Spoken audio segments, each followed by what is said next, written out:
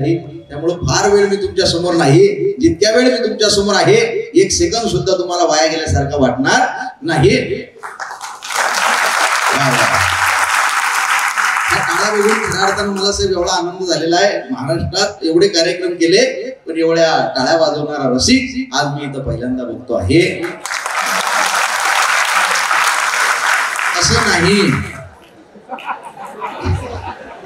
खूप ठिकाणी असं रसिक वर्ग मी बघितलेला आहे, पण प्रशंसा केली की प्रत्येकाला आवडतं, त्यामुळे खऱ्या अर्थानं प्रशंसा मी केलेली आहे. मला माफ करा, कार्यक्रमाच्या सुरुवातीला सगळ्यांची प्रशंसा करणं गरजेचं असतं, पण तुमच्यासारखा रसिक वर्ग जो खऱ्या अर्थानं उद्याच्या या भारताचं भविष्य आहे, त्या टाळ्या कशासाठी होत्या? मला छातीचे ठोके वाढले हो. मगाशी ती माझी बहीण बोलून गेली, तिच्यासाठी तुम्ही टाळ्या वाजवल्या, पण सुंदर बोलली बरं का, इतक्या वेळ बोलली. खऱ्या अर्थानं तिला सगळं सांगायचं होतं. माझ्या लहानपणीची मला गोष्ट आठवली. माझा एक गजानन नावाचा मित्र होता, सर गजानन मांटे. तो एका लग्नात जेवायला गेला आणि तिथं गुळाचा शिरा त्याला फार आवडला, म्हणून माझ्या मित्रालाही द्यायचा म्हणून तो सोबत घेऊन आला साहेब माझ्यासाठी. आणि मी आधीच ऑलरेडी जेवलेलो होतो घरी, मग त्याला शिरा माझ्याजवळ ठेवला. मी त्याला म्हणाला मी जेवलेलो आहे. त्याला अत्यंत राग आला किंवा मी एवढ्या मेहनत करून तो शिरा आणलेला आहे, तुला भूक नसेल, तू खाल्ला पाहिजे. मग मी 1-2 घास खाल्ले, परत त्याला बळजबरीने 2 घास दिले. परत मी टाळ्या वाजवल्या, परत त्यानं 2 घास मला दिले. परत मी थांबलो, परत घास दिले, कारण त्यानं मेहनत घेतलेली होती. ती मेहनत खऱ्या अर्थानं त्या माझ्या बहिणीच्या शब्दातनं दिसत होती. जोरदार काय मेहनत फार महत्वाची असते साहेब. मी फार सामान्य व्यक्ती आहे, पण मला हे सगळे यशस्वी विद्यार्थी जे आहेत, इतक्या वेळ झाली इथं बसलेले आहेत. 120च्या स्पीडनं आपला कार्यक्रम पुढे गेलेला आहे. त्यामुळे आता या कार्यक्रमाच्या शेवटच्या टप्प्यामध्ये आपण आलेलो आहोत. मी फार सामान्य व्यक्ती आहे. माझं मगाशी परिचय करून देताना सांगितलं त्यांनी की बाबा माझं एमटेक झालेलं आहे. मी 8 वर्ष नोकरी केलेली आहे आणि आता 7-8 वर्ष झाले सगळं सोडून बोंबलत हिंडायला लागलेलो आहे. माझ्या परिचयात त्यांनी सांगितलं की बा हा प्रवास कसा काय केला हे जाणून घेण्याची महाराष्ट्राला इच्छा आहे, परंतु तो प्रवास सांगण्या इतका वेळ आपल्याकडे नाही. तुम्ही कधीही टाळ्या वाजवू शकता याची मला जाणीव आहे. त्यामुळे मी तो प्रवास सांगण्यामध्ये खर्च करणार नाही, पण खरं सांगतो की बा तो काळ स्पर्धा परीक्षेचा आणि माझा काय संबंध आहे, छोटासा माझा संबंध आहे.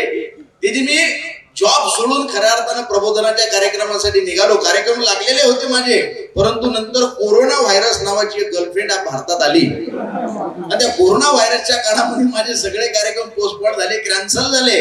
आणि एक वेळ अशी आली किंवा मी माझ्या घरचा कर्ता पुरुष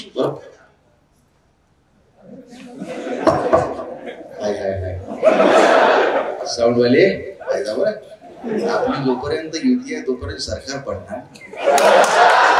तुमचं लग्न झालेलं आहे का?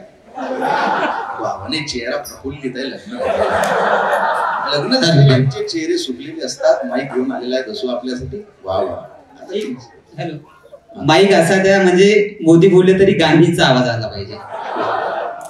वा वा वा, हे द्या ना. काही हरकत नाही. माझा खूप जवळचा जिवलग मित्र आहे आणि साऊंडवाल्यांचं सुद्धा लग्न राहिलेलं आहे. काही फार मोठा काही विषय नाही आहे. लग्न राहिले लग्न होणे काही मोठा विषय नसतो. लग्न झालेल्यांनी सुद्धा काही दिवे लावलेले आहेत जगात आपल्याला माहिती आहे. फार काही दिवे लावलेले लोकांनी नाही आहेत. मी फार छोटासा मुलगा. मी काय सांगत होतो की जे सगळे कार्यक्रम रद्द झाले आणि मी शून्यात आलो, त्यावेळेस खऱ्या अर्थानं घरची परिस्थिती माझी फार जेमतेम होती. कुठंतरी शून्यात आम्ही असेच तुमच्यासारखे झटणारे माणसं आहे. त्यावेळेस मी परत पुण्यामध्ये आलो आणि दुसरं माझ्याकडे करायला काहीच नव्हतं, म्हणून मी स्पर्धा परीक्षेच्या विद्यार्थ्यांना मराठी व्याकरण नावाचा विषय शिकवायला लागलो. त्या काळात माझ्या सोबत बरेचसे विद्यार्थी होते जे आता PSI ST आहेत. माझा जास्तीत जास्त संबंध हा UPSCच्या मुलांशी जास्त आलेला आहे.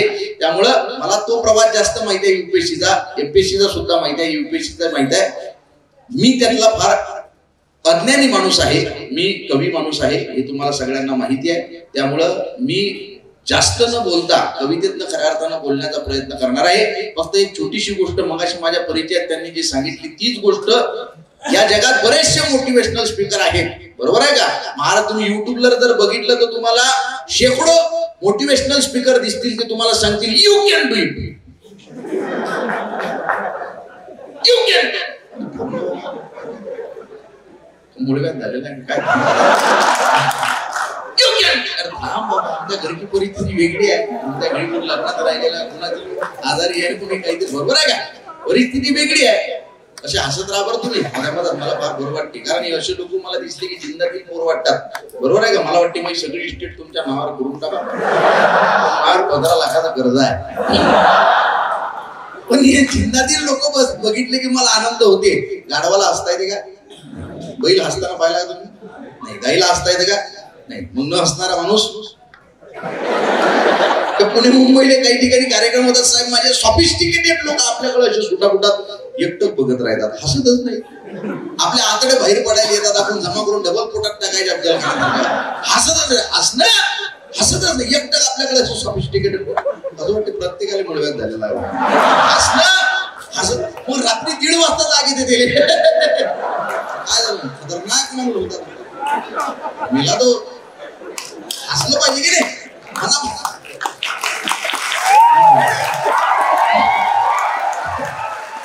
म्हणजे महाराष्ट्रात साहेब एवढे कार्यक्रम केले, पण एवढ्या टाटा वाजवणारा आणि एवढ्या मनापासून हसणारा रसिक वर्ग आम्ही इथं पहिल्यांदा बघितलेला आहे. असं नाही, खूप ठिकाणी असा रसिक वर्ग मी बघितलेला आहे. पण मला वाटलं होतं पहिल्यांदा की लोक कमी होतील, पण सगळ्या खुर्च्या भरलेल्या मागं लोक उभी राहिलेली आहेत.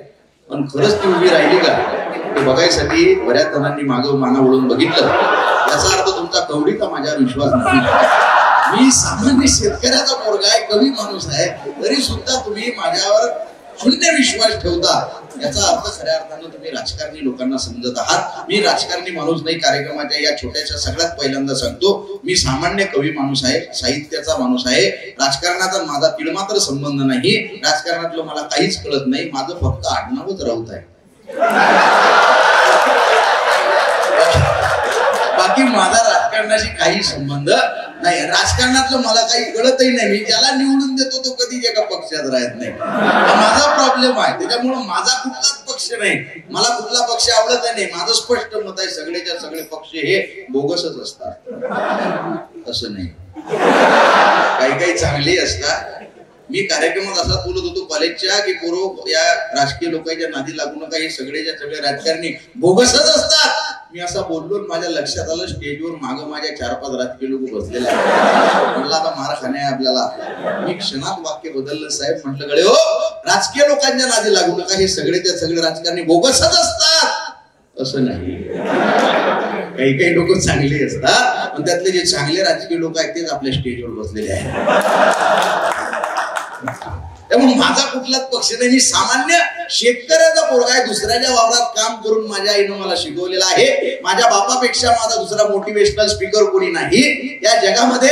मी देव मानत नाही, देवळातला देव मला दिसला नाही, मशिदीतला अल्लाह मला माहित नाही साहेब, चर्चमध्ये येशू आहे का मला माहिती नाही, आणि विहारातला बुद्ध शोधायला मी जात नाही. 32 कॅरेट सोन्यापेक्षा शुद्ध माझ्यावर प्रेम करणारे माझे मायबाप याच्या पलीकडे आपला कोणता देव नाही. आणि खरं सांगतो, मोटिवेशनल स्पीकर किती येतील बरोबर आहे का, परंतु आणि खरं सांगतो तुम्हाला, इथं आलो ना मी त्यावेळेस मी तुमचे जे अध्यक्ष आहे, संस्थापक अध्यक्ष संचालक आकाश सर, त्यांचा नम्रपणा मी बघितला आणि मला खऱ्या अर्थानं जाणवलं मोठी लोक का मोठी असतात. महफिलों में वो अक्सर चुपचाप खामोश खड़े रहते हैं, जो बड़े होते हैं वो अक्सर बड़े रहते हैं. तुम्ही मोठी माणसं आहे, तुमची जी नम्रता आहे ना साहेब, तुम्ही प्रत्येकाला इतक्या नम्रतेनं खऱ्या अर्थानं तुम्ही कौतुक करत होता. आणि सर 2-2 तासाचे कार्यक्रम करतात. बरं, मला मगाशी सर म्हटले मी बोलतच नाही, मी अशा स्टेजवरनं खूप दिवस बोललेलो आहे, पण लोकांना तुम्हाला ऐकायची इच्छा आहे, खऱ्या अर्थानं तुम्ही बोला. मी विनंती केली म्हणून ते बोलले, आणि त्यांचा एक एक शब्द खऱ्या अर्थानं आपण चाळणीतनं गाडून घरी घेऊन जाण्यासारखा शब्द होता. सरांसाठी एकदा जोरदार टाळ्या वाजवा. ही सगळी मोठी मोठी लोक आपल्या स्टेजवर आहेत. सगळ्यांनी आपापला संघर्ष सांगितलेला आहे. माझा काही फार मोठा संघर्ष नाही, माझ्या आई वडिलांचा संघर्ष आहे. आजही माझ्या अंगावर जे कोट आहे ना, याला माझ्या आईच्या बापाच्या घामाचा सुगंध चिकटलेला आहे. माझ्या मायबापाच्या पलीकडे माझा कोणी मोटिवेशनल स्पीकर नाही. बरेचसे लोक सांगतात तुम्ही हे करा ते करा, you can do it. Motivational speaker हे कितीही सांगत असतील तरी सुद्धा ज्या व्यक्तीला त्याची स्वतःची परिस्थिती, स्वतःचा बाप, स्वतःची आई मोटिवेट करू शकत नाही, त्याला या जगातली कुठलीच ताकद मोटिवेट करू शकत नाही. हे माझं स्पष्ट मत आहे. आणि आपण सगळ्यांचं ऐकलं सांगितलं पाहिजे. जी जी लोक यशस्वी झालेली इथं बोलून गेली त्या प्रत्येकाच्या शब्दांमध्ये त्यांचा संघर्ष होता. परंतु मला असं वाटते कुणी एकाला फॉलो करून तुम्ही कधीच यशस्वी होऊ शकत नाही.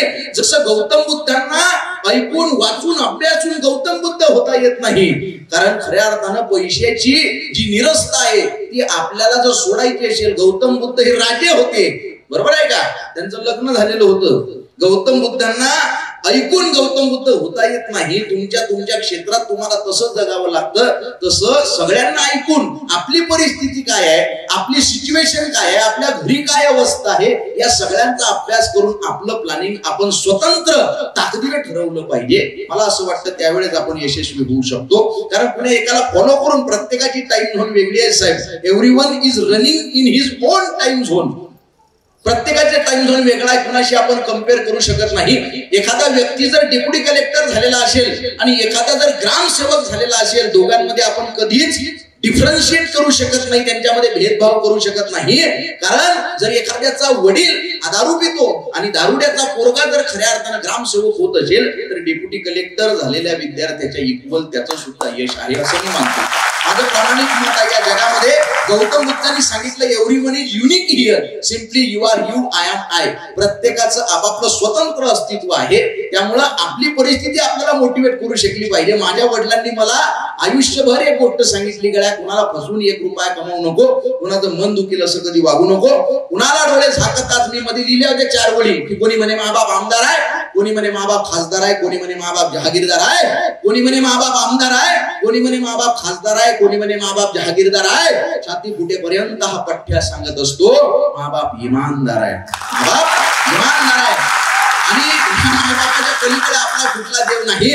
बचपन से जिस खुदा को ढूंढता रहा आखिर वो मिला क्यों नहीं, ये सवाल आज तक खटक रहा है. बचपन से जिस खुदा को ढूंढता रहा. ज्या ज्या लोकांनी स्वतःच्या आई वडिलांना स्टेजवर आणलं ना, मला त्या मुलांचा सगळ्यांचा अभिमान आहे. त्यांच्या आईच्या डोळ्यामधलं पाणी हेच आपली सगळ्यात मोठी कमाई आहे. बचपन से जिस खुदा को ढूंढता रहा आखिर वो मिला क्यों नहीं, ये सवाल आज तक खटक रहा है. एक दिन उसी मंदिर से आवाज आई, अबे माँ तो तेरी घर पर है, तू यहाँ कहाँ भटक रहा है. माँ तो तेरी घर पर है, तू यहाँ कहाँ भटक रहा है. या आई वडिलांच्या स्वप्नांसाठी लढणारा शेतकऱ्याचा खेड्यातला छोटासा मुलगा मी आहे. माझं एमटेक जरी झालेलं असेल, टेक्निकल एज्युकेशन आहे, मी स्पर्धा परीक्षेचे बरेचसे मित्र माझे शेवटी आता कलेक्टर आहेत, डेप्युटी कलेक्टर आहेत, सगळे. या सगळ्यांच्या सहवासातून एकच गोष्ट मी शिकलो. ती गोष्ट ही की आपली परिस्थिती स्वतःला आपल्याला मोटिवेट करू शकली पाहिजे. आणि हे करत असताना आपली जी प्लॅनिंग आहे, जे सातत्य आहे, वेगवेगळे मोटिवेशनल स्पीकर या महाराष्ट्रामध्ये देशामध्ये आहेत. परंतु 350 वर्षापूर्वी तुकाराम महाराज नावाचा एक मोटिवेशनल स्पीकर या आपल्या महाराष्ट्रात होऊन गेला. त्यांनी सांगितलं, ओले मुळ भेदी खडकाचे अंग, अभ्यासाशी सांग कार्यसिद्धी, नोव्या ऐसे काही नाही अवघड, नाही कैवाड तोची वरी. मोटिवेशनल स्पीकर सांगतात ना, ती गोष्ट अशक्य नाही जी गोष्ट करण्यासाठी तुमच्या मनात नाही, ज्या गोष्टीबद्दल न्यूनगंड तुमच्या मनात नाही ती गोष्ट अशक्य नाही. हे तुकोबारांनी त्या काळात सांगितलेलं आहे. ओले मुळ भेदी खडकाचे अंग.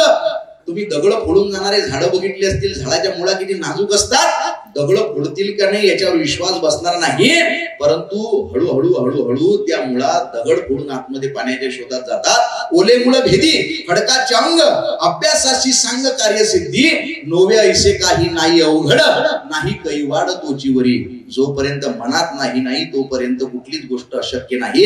त्यामुळे सातत्य असणं फार गरजेचं आहे. नित्य नेम नामी तो प्राणी दुर्लभ, लक्ष्मी वल्लभ तया जवळी. असाध्य ते साध्य, that is the secret of my success. तुम्हाला कदाचित ओव्हर कॉन्फिडन्स वाटू शकतो, पण माझ्याकडली सगळी प्रॉपर्टी तुम्ही काढून घ्या, मला 10 बाय 10 ची एक खोली द्या, माझा कम्प्युटर द्या, मरायच्या आधी मी परत एवढी प्रॉपर्टी निर्माण करू शकतो. एवढा आत्मविश्वास मला आधी आहे. आणि आत्मविश्वास माझ्या यशाचं खूप रहस्य आहे. त्यामुळे हा आत्मविश्वास सगळ्यांमध्ये असला पाहिजे. आणि हा आत्मविश्वास कुठल्या दुकानामध्ये, कुठल्या बाजारामध्ये विकत भेटत नाही. हा आत्मविश्वास बरेचसे स्पीकर सांगतात, यू शुड बी कॉन्फिडंट. पण तो कॉन्फिडन्स आणायचा कुठून? आम्ही शेतकऱ्याची पोरं आहे. You can do it, be confident. Confidence कुठून येतो? रस्त्यानं चालताना तुम्ही जर काटे उचलून ठेवले बाजूला, कोणाच्या पायात काटे रुतू नये म्हणून, तुम्हाला बघायला कोणीच नाही 1.5 किलोमीटर इकडे तिकडे, तुम्हाला असं वाटेल की आपले प्रयत्न फेल गेले. आपले प्रयत्न फेल गेलेले नसतात. आपल्या स्वतःच्या मनानं आपल्याला बघितलेलं असतं, आपल्या मनाने आपल्याला एक पुरस्कार दिलेला असतो. आपल्या स्वतःच्या मनात ज्यावेळेस आपण एक एक पायरी वर चढत जातो ना, त्यावेळेस टेक्निकली आपल्यामध्ये निर्माण होतो तो कॉन्फिडन्स. टेक्निकली असा आपल्या जगण्यात. तुम्हाला ते शर्मन जोशीची एक ऍड माहिती आहे का छोटीशी? तो शर्मन जोशी गाडी घेऊन चाललेला असतो, त्याच्या मागे त्याचं पोरग बसलेलं होतं, ते सिग्नल तोडतात. ते पोरग म्हणते पापा वो रेड सिग्नल था. अरे चाल म्हणते हवालदाराकडे जाऊ. हवालदार नसतो तिथं. मग ह्यो मुलाला घेऊन मागच्या सिग्नलला जातो. मागच्या सिग्नलला त्याला म्हणतो हवालदार सिग्नल तोडला म्हणे आम्ही. बरं बरं बरं बरं कुठला? पुढचा सिग्नल तोडला म्हणे पुढच्या चौकाला. मग तो हवालदार याच्याकडे बघतो, म्हणतो तिथं कोणी हवालदार होतं का? म्हणे नव्हतं. अरे मग निघून जायचं ना. कसं काय निघायचं म्हणे? अरे कोणी बघायला नव्हतं ना. होतं ना म्हणे बघायला. कोण बघायला होतं म्हणे? माझं पोरग बघायला होतं.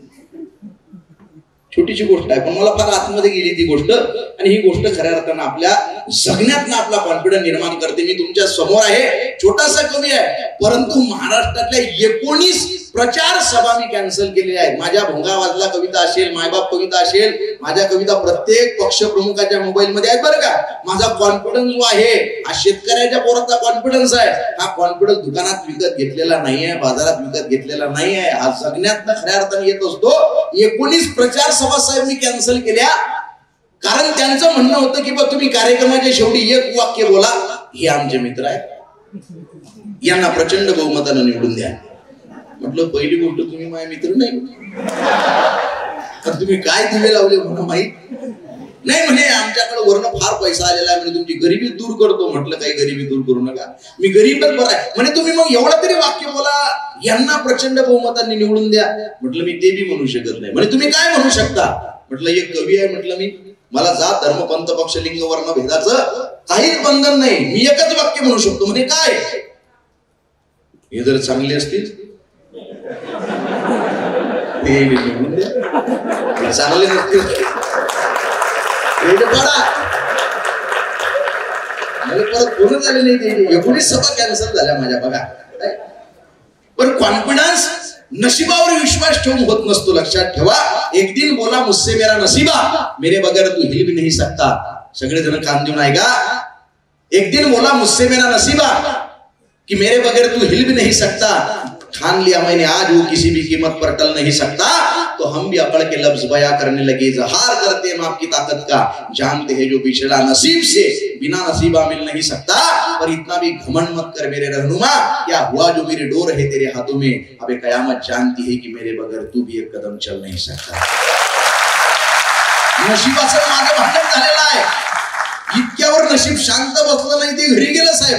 अभ्यास केला त्यानं. हे मोठमोठे अब्जावधीचे लोक, यांच्या विजय मल्ल्याचं पोरग, त्याच्याकडे काय आहे? मी आहे. काय आहे? नशीब आहे. तू किती प्रयत्न कर म्हणे, एका लिमिटच्या वर काहीच करू शकत नाही. ते अभ्यास करून माझ्याकडे आलं, पण त्यावेळेस या शेतकऱ्याच्या पोरानं त्याला जे उत्तर दिलं ना, आजपर्यंत परत नशीब माझ्याकडे फिरकलं नाही. झुंझला के बोला फिर से मेरा नसीबा, अबे तू कितना भी लड़ ले जिंदगी से, यही घूमता रह जाएगा. और वो नसीब का मालिक बिना कुछ किए ही सोने की सेज पे बैठ जाएगा. तो हम भी मुस्कुराकर बोले चलो मान गए, आपने लिख दिया आपकी बात हमारे दिमाग के पेज पर. जाने कितने गधों को उठा के रख दिया आपने कुबेर की सेज पर. जाने कितने गधों को उठा के रख दिया अपने कुबेर की सेज पर. लेकिन 1000 कठिनाइयों से उबार सके खुद को, ये जज्बा उनके पास कहाँ है. 1000 कठिनाइयों से उबार सके खुद को, ये जज्बा उनके पास कहाँ है. और माना कि उनका वर्तमान पड़ा है कुबेर के भंडार में, पर किसी छोटे बच्चे को सुनाया जाए ऐसा उनके पास इतिहास कहाँ है. इतिहास कहाँ है? इतिहास दुनिया दुनियांचा ऐऱ्या गैऱ्यांचा बापाच्या प्रॉपर्टीवर ऐश करणाऱ्या कुठल्याच तरुणांचा होत नसतो. आमदाराच्या छाताडावर स्वतःचा आनंदाचं घर बांधणाऱ्या प्रत्येक तरुणाचा हा इतिहास होत असतो. आणि असा इतिहास आपण घडवला पाहिजे. आपल्या आयुष्यामध्ये संकट आहे, याचाच अर्थ की आपल्याला अपॉर्च्युनिटी आहे. मित्र अभंगामध्ये लिहिलं होतं, नको नको देवा वाटती सरळ, दुःखाची गरळ कोसळू दे, संकटांचा आता लागू दे रे छंद, त्यातून आनंद पाजरू दे. जोपर्यंत संकट आयुष्यात नाहीत तोपर्यंत आपल्या आयुष्याला वळण येऊ शकत नाही. माझी एक छोटीशी कविता साहेब एवढी व्हायरल केली महाराष्ट्रानं, मोटिवेशनल. कधी जर सांडली स्वप्ने, तशीच तो श्रोते मी शोधत होतो, फार उशिरा उभा राहिलो मी. कधी जर पण सगळ्या विद्यार्थ्यांसाठी जे यशस्वी झाले त्यांना पारितोषिक भेटलं, जे यशस्वी झाले नाही ते उद्याचे खऱ्या अर्थानं आपल्या भारताचं भविष्य आहे. पण सगळ्यांसाठी ज्यांचे स्वप्न ते बघतात, पूर्ण करतात. मी रूममेट म्हणून राहिलेलो आहे खूप दिवस UPSC MPSC माझ्या मित्रांचा, त्यामुळे त्यांना वाटायचं आता होतंय, परत वाटायचं नाही होत, जमतंय. ही जी सिच्युएशन आहे मी अनुभवलेली आहे. कधी जर सांडली स्वप्ने करून गोळा पुढे जावे. स्वप्न कधी कधी तुटतात ना आपले, परत जोडले पाहिजे, परत स्वप्न बघितलं पाहिजे. कधी जर सांडली स्वप्ने करून गोळा पुढे जावे. जुने अवशेष स्वप्नांचे नव्याने जोडता यावे. कुणाला यश मिळून जाते. 21व्या वर्षी एखादा पोरगा बिलिनियर होतो आणि एखादा वृद्ध व्यक्ती वयाच्या 63व्या व्यक्ती KFC चिकन सारखी. पण इतका पिन ड्रॉप सायलेन्स साहेब आहे, म्हणजे मला जसे श्रोते पाहिजे असतात इतक्या महाराष्ट्रात कार्यक्रम केले, पण एवढे प्रगल्भ श्रोते मला असं नाही. पण खऱ्या अर्थानं या खुर्च्या भरून जे दरवाजात लोक उभे आहेत की नाही, तरी सुद्धा बऱ्याचशा लोकांनी पाहिलं नाही. 3-4 चेहऱ्यांनी बघितलं. माझा विश्वास ठेवा, मी राजकारणी माणूस नाही. कधी जर सांडली स्वप्ने करून गोळा पुढे जावे. जुने अवशेष स्वप्नांचे नव्याने जोडता यावे.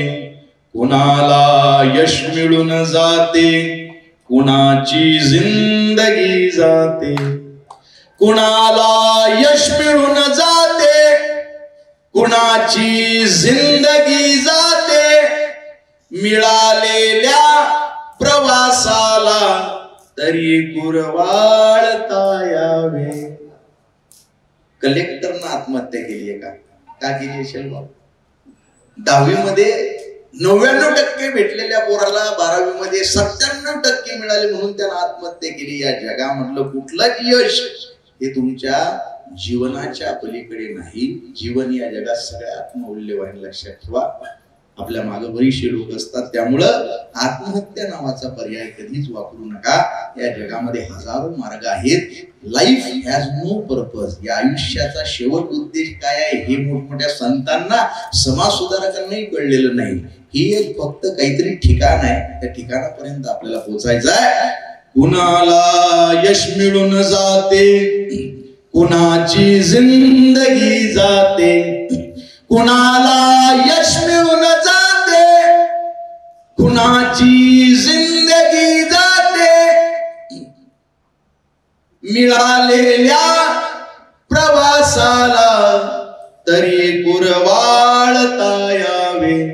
कधी जर सांडली स्वप्ने करून गोळा पुढे जावे. इथे सुंदर सरळ वाटा सहज मिळतात का सांगा. इथे सुंदर सरळ वाटा सहज मिळतात का सांगा. स्वतःची वाट शोधावी, स्वतः वाटेस सजवावी. कधी जर सांडली स्वप्ने करून गोळा पुढे जावे. शिखर गाठायचे आहे, गरिबी पाठ सोडेना. शिखर गाठायचे आहे, गरिबी पाठ सोडेना. गरिबीलाच मग वेड्या स्वतःचे शस्त्र बनवावे. कधी जर सांडली स्वप्ने करून गोळा पुढे जावे. इथे संघर्ष टाळून कुणी मोठा झाला का. इथे संघर्ष टाळून कुणी मोठा झाला का. फुले वेचायची तर मग जरा काटे ही तुडवावे, कधी जर सांडली स्वप्ने करून गोळा पुढे जावे. तुझ्या दुःखास कारण तू जगाला दोष का देतो, तुझ्या दुःखाच कारण तू जगाला दोष का देतो. जीवन जर आपले आहे स्वतः दुःखास हसवावे, कधी जर सांडली स्वप्ने करून गोळा पुढे जावे. तसेही काय उरते रे शेवट, तसेही काय उरते रे अखेरी श्वास सुटल्यावर, तसेही काय उरते रे अखेरी श्वास सुटल्यावर. हसत रावे हसत रावे हसत रावे हसत रावे, कधी जर सांडली स्वप्ने करून गोळा पुढे जावे. जुने अवशेष स्वप्नांचे नव्याने जोडता यावे, नव्याने जोडता यावे, नव्याने जोडता यावे. महाराष्ट्रात एवढे कार्यक्रम केले, एवढ्या शांततेत टाळ्या वाजवणार अशी इथं पहिल्यांदा.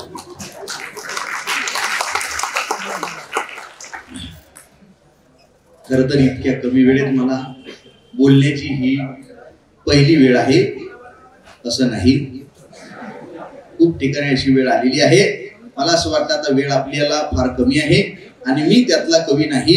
नाही तर कवी लय खतरनाक असतात साहेब. कवी लोक हे माईक भेटला की थांबत नाहीत. मी फक्त एखाद्या मित्र वणव्यामध्ये त्या कवितेच्या 2-4 ओळी घेऊन थांबणार.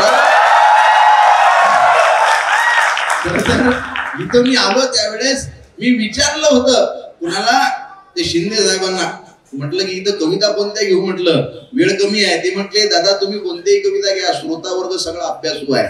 तुम्ही म्हणे प्रेमावर घ्या, मैत्रीवर घ्या, राजकारणावर घ्या. म्हटलं प्रेमावर चालते का? प्रेम तर आवडीचा विषय आहे.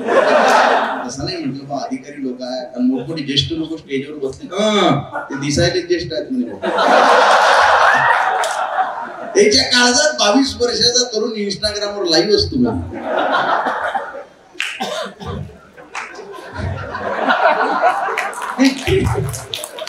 प्रेम काय फक्त तरुणांची भावना आहे का? प्रेमाला बंधन नाही हो. पोथी पडपड जपवा पंडित भयानक होय, ढाई आकर प्रेम का पडे सो पंडित होय. किती खतरनाक प्रेम सांगितलं कबीरांनी. पण तो काळ गेला. आताचा काळ खतरनाक आहे. एकाला हाय, दुसऱ्याला बाय, तिसऱ्या सगळं पडून. एका पोरीला पोराला फोन आला, रे स्वप्नील माझं लग्न ठरलंय मला विसरून जा. स्वप्नील माझं लग्न ठरलंय मला विसरून जा. म्हटला बाई मी विसरून जातो पण माझं नाव स्वप्नील नाही, मी आकाश आहे.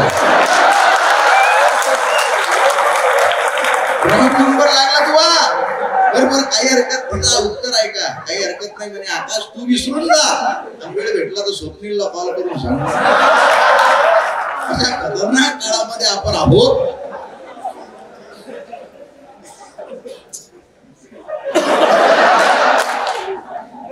छातीचे ठोके वाढले. कशाला वाचला चेहरा पुस्तके वाचणाऱ्याने, उभा रस्ता बदलला रे तिच्या एका इशाऱ्याने. मला फरमाईत झाली होती म्हणून मी 2 ओळी घेतल्या. सगळी कविता घेणारच नाही मी, कारण वेळ आपल्याकडे कमी आहे. फक्त एवढंच सांगणार, पुस्तकं वाचण्याच्या काळात पुस्तकच वाचा, उगाच चेहरे वाचत बसू नये. माझ्याही घरच्यांना वाटलं होतं पोरगं हुशार आहे, रस्ताच बदलला. तर माझा सोळा या लोकांकडनं शिका. किती यशस्वी लोक आहेत, त्यांनी त्यांच्या काळामध्ये तुमचे संचालक अध्यक्ष त्यांच्याकडे बघा. यशस्वी लोक आहेत, त्यांनी त्यांच्या पुस्तकं वाचण्याच्या काळात फक्त पुस्तकच वाचली असती तर आज ते कलेक्टर असते. हा विषय वेगळा आहे, चर्चेचा विषय नाही.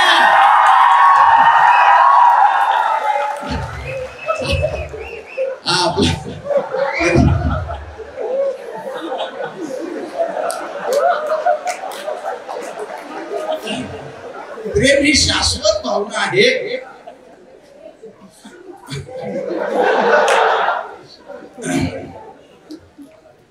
दुःख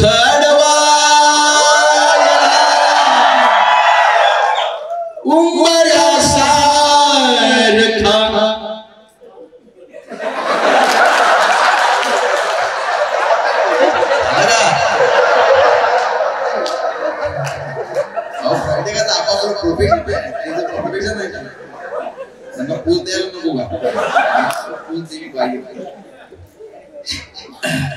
आला का व्हिडिओ आहे का?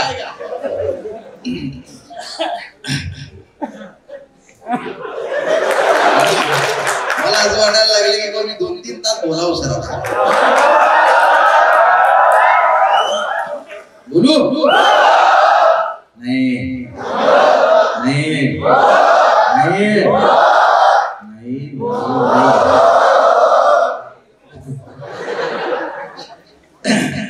एसी मध्ये बसून मातीच्या कुशीतल्या गप्पा करणारा कवी हा आहे का? एसी मध्ये बसून मातीच्या कुशीतल्या गप्पा लय कवींनी केल्या, त्यांना पुरस्कार भेटले. आपण त्यातला कवी नाही, आपण शेतकऱ्याचा मुलगा आहे.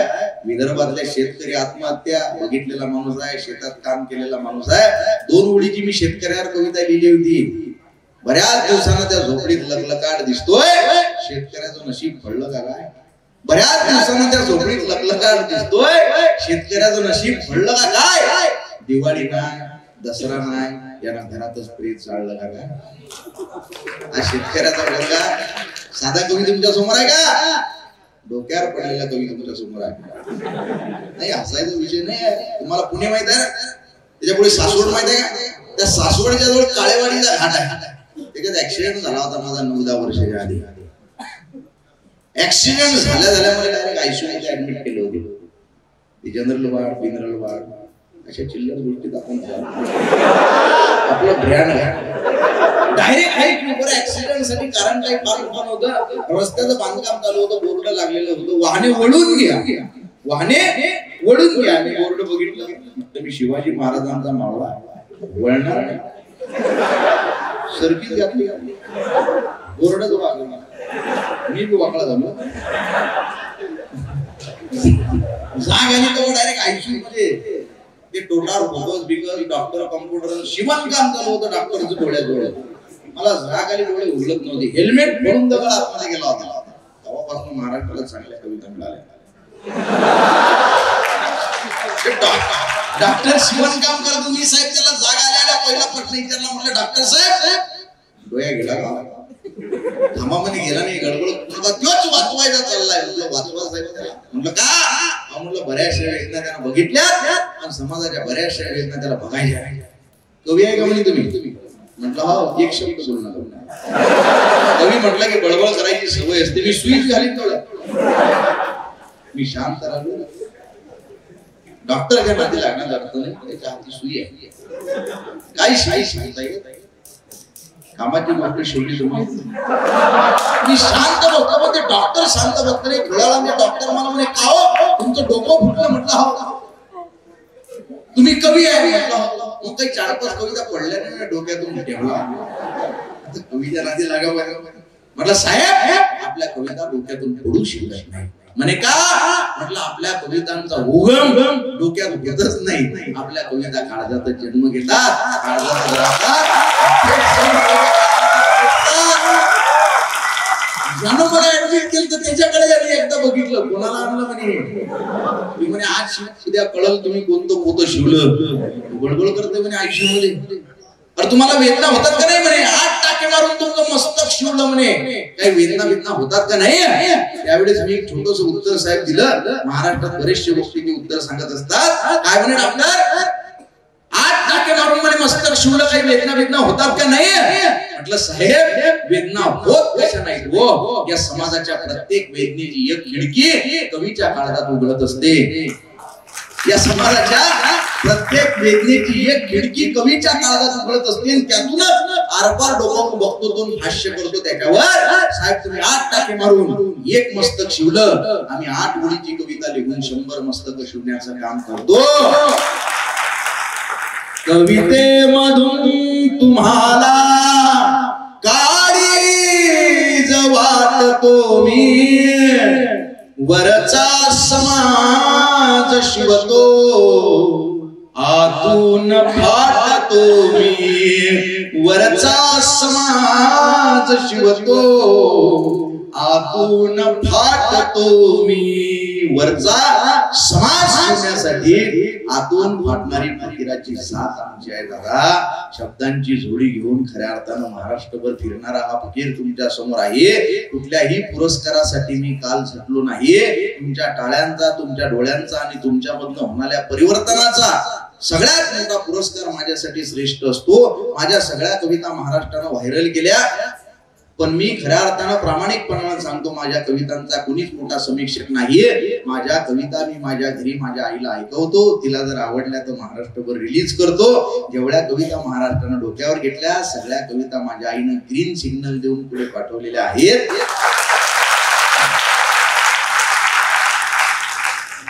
दुःख अडवायला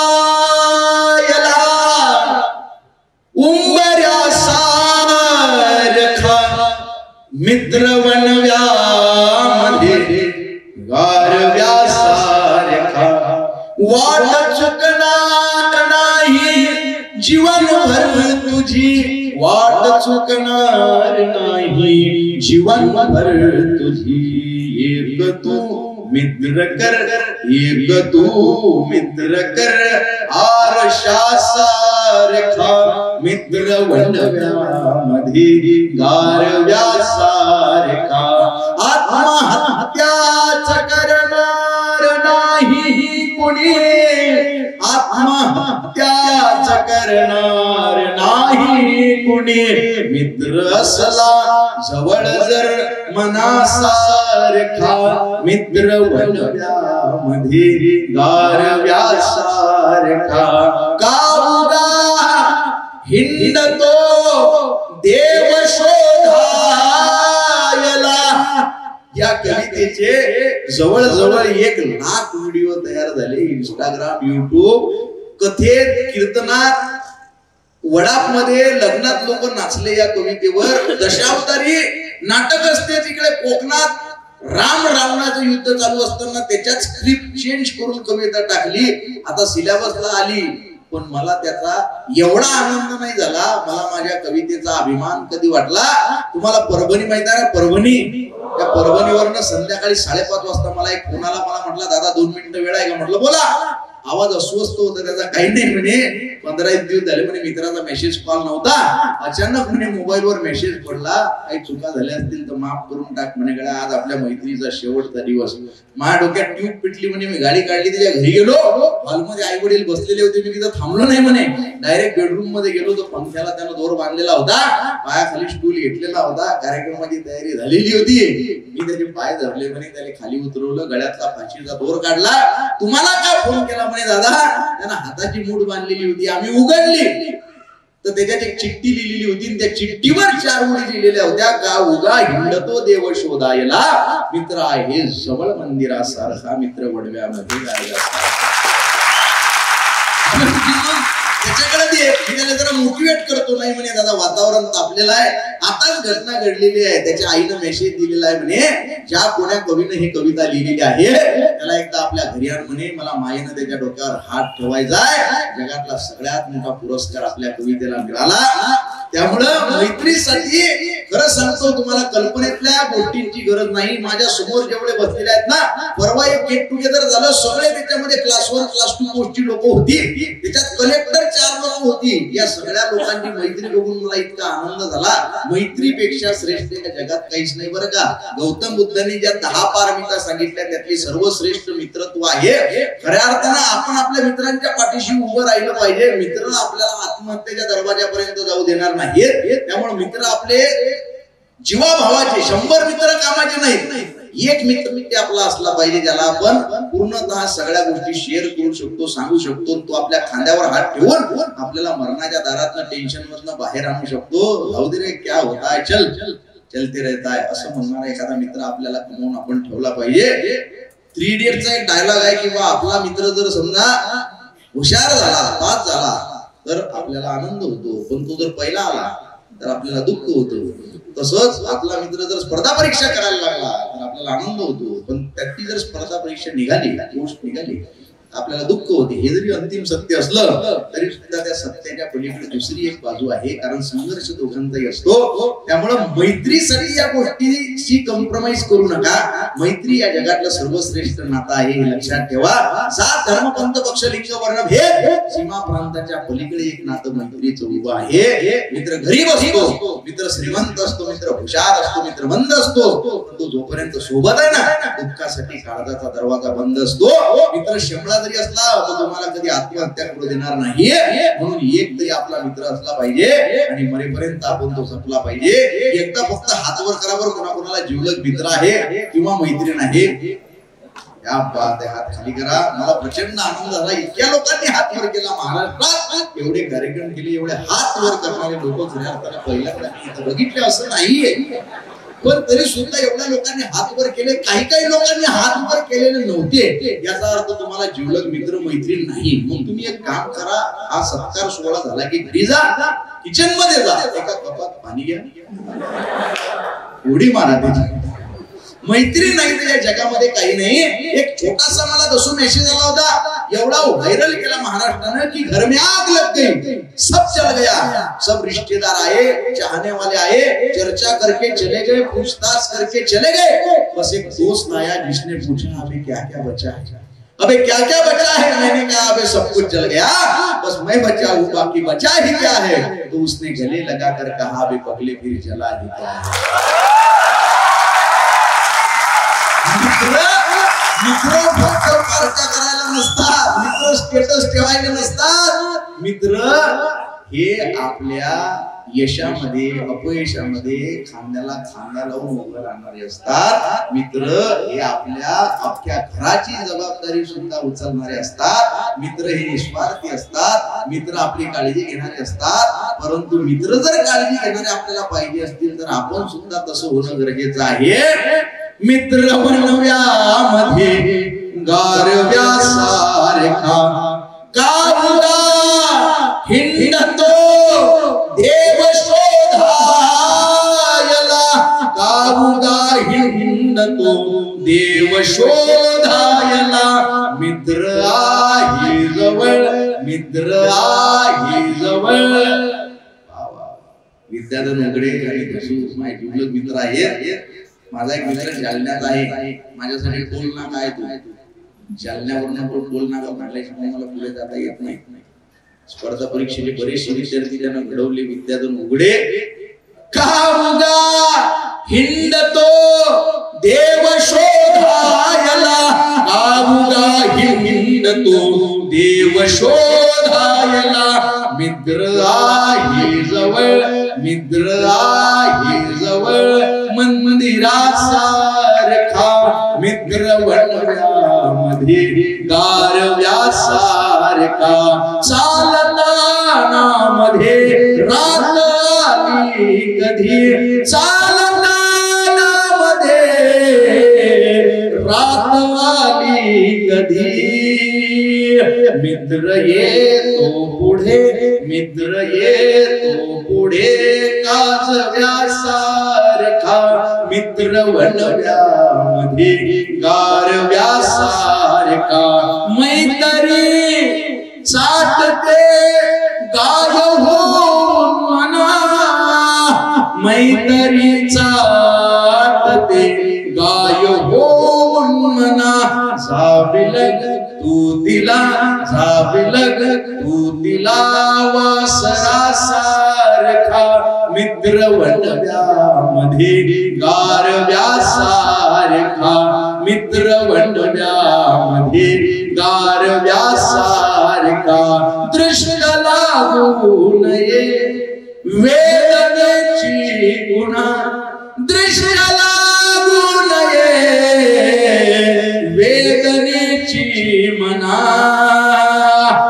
मित्र डोळ्यामध्ये मित्र डोळ्यामध्ये काजळासारखा मित्र वंडव्यामध्ये गारव्यासारखा त्रासलो जिंदगी वाचताना पुन्हा त्रासलो जिंदगी चालताना पुन्हा बस धडा मैत्री बस धडा मैत्री वाचण्यासारखा मित्र वंडव्यामध्ये गारव्यासारखा चालताना मला देव देवाचा शेवट आपल्या कवितेचा आणि माझ्या या छोट्याशा मनोगताचा सुद्धा शेवट फक्त तुमच्या या संभाजीनगर मधनं चाललेलो आहे.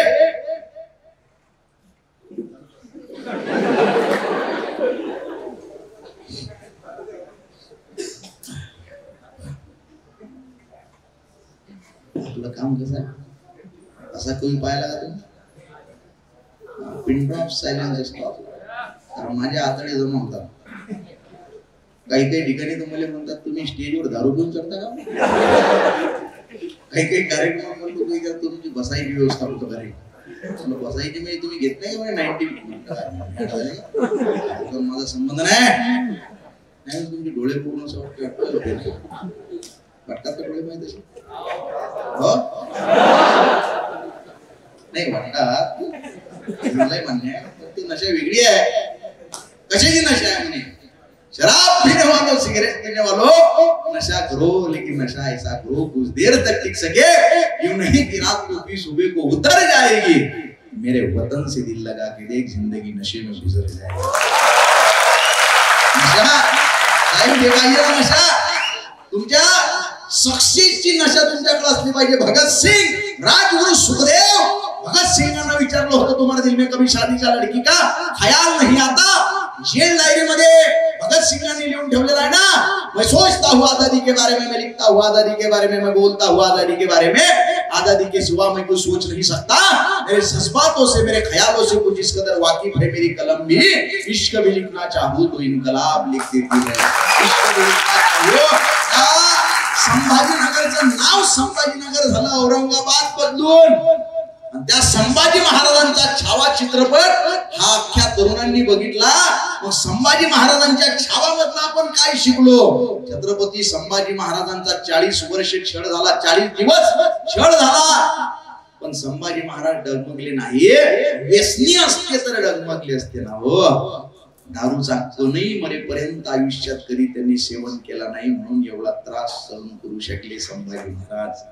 जुलुमशाहीचा होता एक काळ रयतेचा छळ माजलेला तोडण्यात नाळ अन्यायाची माळ जन्माला बाळ शंभुराजा. मुघलांची सत्ता माणसांची मंदी वासनेची धुंदी चढलेली वाचविल्या माता गुलामास बंदी नारीला बंदी शंभुराजा. संस्कृतचा ग्रंथ बुधभूषण लागतो जन्म समजाया. बुधभूषण सतसतत नायिका भेद नकशिका संस्कृतचा ग्रंथ बुधभूषण लागतो जन्म समजाया. तो नायिका भेद तो नखशिखांत केला पादाक्रांत ज्ञान मार्ग.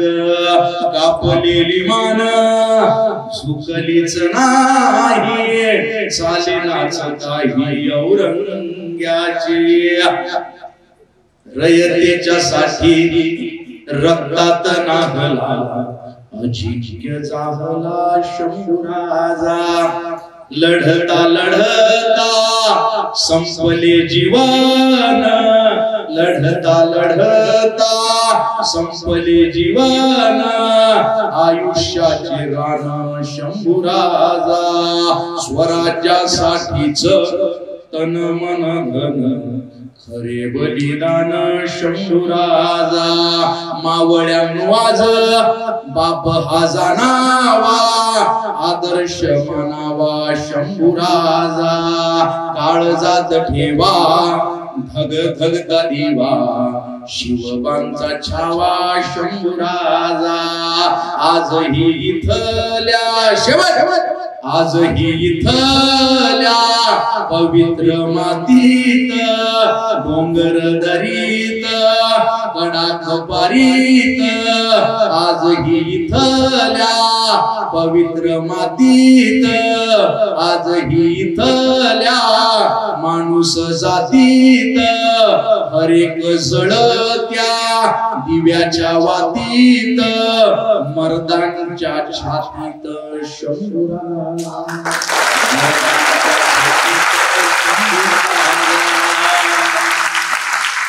जळताना मला मी कुठेही असलो तर शेवटी कवितेवर येऊन शेवट करणार टेन्शन घेऊ नका माझी पोरग माझं चांगलं आहे कुठेही हिंडलं तरी संध्याकाळी घरी जळताना मला शेवट दक्षिणेकडे पाय करा उत्तरेकडे पाय करा मला जाळताना कसं ठेवा आणि तुमच्या सगळ्यांच्या समोरून चाललो ना माझा एक छोटासा मुद्दा फक्त एक भाऊ म्हणून मरेपर्यंत लक्षात ठेवा मैत्रीच्या मध्ये येणारी सगळ्यात दलिंदर गोष्ट कोणती असते गैरसमज मिसअंडरस्टँडिंग त्यामुळं मिसअंडरस्टँडिंग झालेले असतील तर कॉल करा माफ करा माफी मागून टाका काही सोबत राहत नाहीये आपल्या आधी 100-150 वर्षाआधी जी लोक होती त्यातला एकही माणूस आज जिवंत नाही आपल्या नंतर 100-150 वर्षानंतर आपल्यातला एकही चेहरा जिवंत असणार नाहीये आपले फोटो झालेले असतील भिंतीला लावतीला नेणारी पिढी ते फोटोही काढून टाकेल घरात जागा नाही म्हणून काही शिल्लक राहते का आणि मगाशी एक मुद्दा सरांनी सांगितलं मला फार आवडला की कुठल्याही गोष्टीचा अभिमान बाळगू नका इगो असू नये कारण आपण जे कर्तृत्व करतो त्याच्यात आपलं योगदान किती आहे हे आपल्याला माहिती नाहीये आपली जळणघळण परिस्थितीनुसार झालेली आहे मेंदू 100 ग्रॅमचा निसर्गातनं आपण आणलेला आहे आपल्या हाती काय आहे हम वो कर सकते हैं जो हम चाहते हैं एक फिलॉसॉफर म्हणतो हम वो कर सकते हैं जो हम चाहते हैं लेकिन हम ये चाह नहीं सकते कि हम क्या चाहें अलग लक्षात आणि आपण तरी काय आहे हम वो नहीं है जो हम समझते हैं कि हम है आपला जो अहंकार है ना दादा हम वो नहीं है जो हम समझते हैं कि हम है हम वो भी नहीं है जो लोग समझते हैं कि हम है हम वो नहीं है जो हम समझते हैं कि हम है हम वो भी नहीं है जो लोग समझते हैं कि हम है हम वो है जो हम समझते हैं कि लोग समझते हैं कि हम है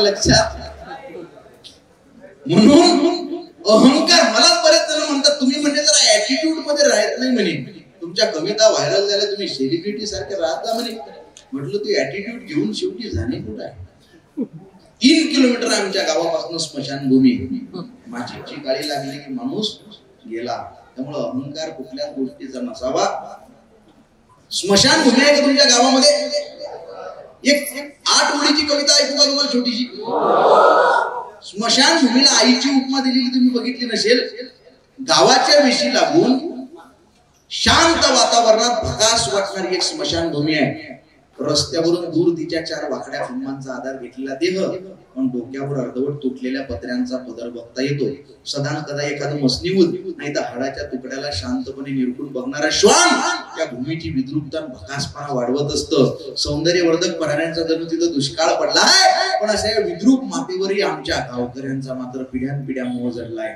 माझ्या खानदानाने मी हे प्रेम मनापासून पाळलं होतं माझ्या आजारान पंजाला तिच्याच कुशीत जाळलं होतं माई माय म्हणते जो आला त्याने तो काळ खाणारच आहे आणि प्रत्येक जण त्या मसनीच्या कुशीत कधीतरी जाणारच आहे एका मातेपासून जगात आलेलं बाळ बाह्य जगात वावरतं जीवाची तगमग करून जन्म व मृत्यू यामधला जीवन नावाचा प्रवास संपवतं आणि शांत सुखी निश्चिंत निद्रा घेण्यासाठी परत या मातेच्या कुशीत शिरतं हा पण एक काम मात्र तिला झाक करते एक काम मात्र तिला झाक करते मांग पाटील कुणबी तेली माळी सगळे ती एकाच रंगाची राख करते मात्र तिला झाक करते मांग पाटील पाटील कुल्ली तेली माळी सगळ्याची एकाच रंगाची राख करते. प्रत्येक येणाऱ्या जाणाऱ्याकडे ती माय आवासून बघते. प्रत्येकावर असा एक घाबरा कटाक्ष टाकते. प्रत्येकाला कधी येतोयस रे बाळा अशी आदरण हावरी हाक मारते. मी बी येता जाता तिच्याकडे बघत असतो. तिच्या विकृतीत सौंदर्य चाच पडत असतो. वर्षे गेली तरी न गेली तिच्या प्रकाशपणाचे सौंदर्य हजारो जीव घेऊन अजूनही ती माय मला उपाशी दिसते. माझ्याकडे बघून विषण्णशी हसते. जणू ती माझीच वाट बघते. म्हणून शेवट फक्त सगळ्यांना माफ करा. किती वेळा मित्र चुकेल तुमचा. गौतम बुद्धांनी सांगितलं चुरगाळल्यानंतर फुलांनी दिलेला सुगंध म्हणजे क्षमा. आणि क्षमा ज्ञानी माणसाचं सगळ्यात जवळचं लक्षण आहे. जे जे खऱ्या अर्थानं प्रशासनामध्ये गेले ना त्यांना पायाला हात लावून माझी विनंती आहे तुमच्याकडनंच तुम्हाला भ्रष्टाचार निर्मूलन करावं लागणार आहे. छत्रपती शिवाजी महाराजांच्या काळात भ्रष्टाचार नव्हता. आपण बदली करून घेऊ नका कुठे जास्त कमाई आहे. आज या प्रशासनात माझे सगळे मित्र आहेत साहेब. मध्ये तर विनोदानं मला एका मित्रानं सांगितलं की एक तलाठी म्हणे या जगातनं गेला त्याच्या पिंडाला कावळा शिवत नव्हता. फार प्रयत्न केले पण कावळा शिवेना. मग एका म्हाताऱ्या माणसानं 500 ची नोट ठेवली. त्यावेळेस माझी तुमच्या पायाला हात लावून विनंती आहे. या भारताचं उज्ज्वल भविष्य तुमच्या हाती आहे.